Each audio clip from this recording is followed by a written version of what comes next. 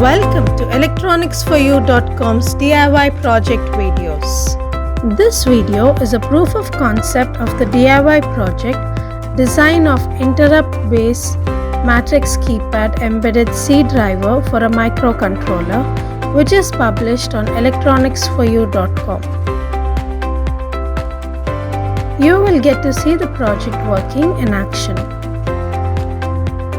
Seeing that this project works would give you the confidence to invest your time and energy in developing it.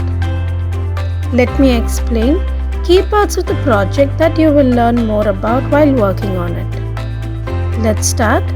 This is a simulation project written in embedded C.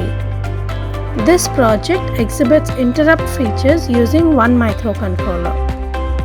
The components we will learn more about here are AT89S52 microcontroller, monochrome LCD, and the Proteus software. Interested in making this DIY project? Refer to the URL below for the complete circuit diagram and detailed project overview. Do like, share, and subscribe to our channel for more such DIY proof of concept videos. Thank you.